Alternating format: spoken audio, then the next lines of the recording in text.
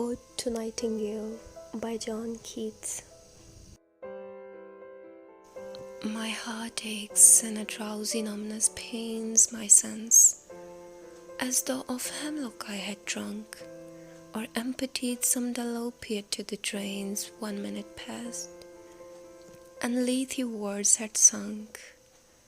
'Tis not through envy of thy happy lot, but being too happy in thine happiness, that thou light winged dryad of the trees in some melodious plot of beech and green, and shadows numberless, singest of summer in full-throated ease.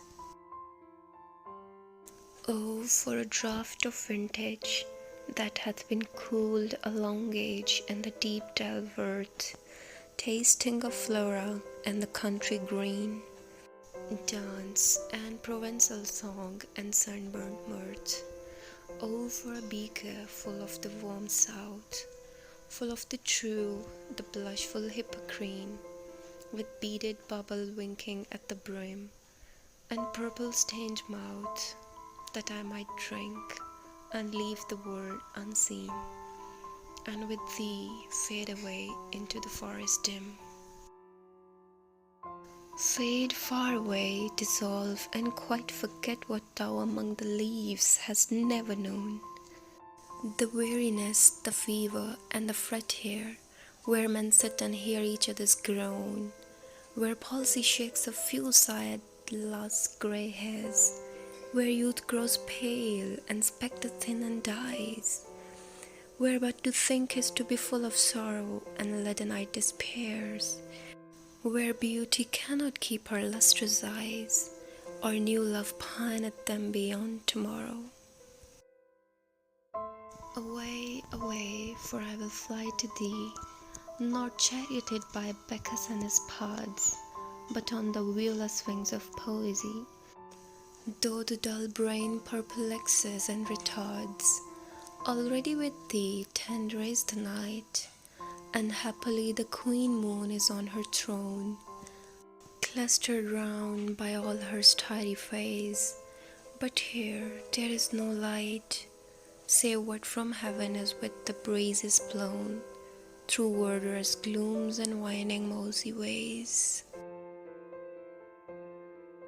I cannot see what flowers are at my feet, nor what soft incense hangs upon the boughs, but in embalmed darkness, guess each sweet wherein the seasonable month endows the grass, the thicket, and the fruit tree wild, white hawthorns, and the pastoral eglantine, fast fading violets covered up in the leaves, and mild May's eldest child, the coming musk rose full of dewy wine, the murmurous haunt of flies on summer eves. Darkling I listen, and for many a time I have been half in love with easeful death, called him soft names in many a mused rhyme, to take into the air my quiet breath. Now more than ever seems it rich to die, to seize upon the midnight with no pain, while thou art pouring forth thy soul abroad in such an ecstasy. Still wouldst thou sing, and I have ears in vain, to thy high requiem become a sword. Thou wast not born for death's immortal bird, no hungry generations tread thee down.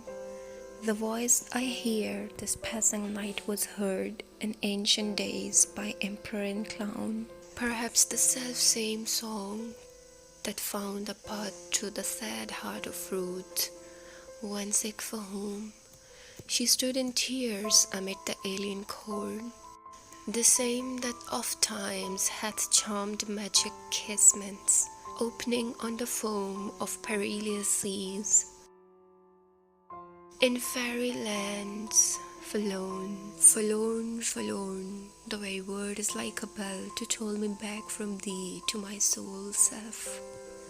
Adieu, the fancy cannot cheat so well as she is famed to do. Deceiving elf, adieu, adieu. Thy plaintive anthem fades past the near meadows, over the still streams up the hillside, and now 'tis buried deep in the next valley glades. Was it a vision or a waking dream? Fled is that music? Do I wake or sleep?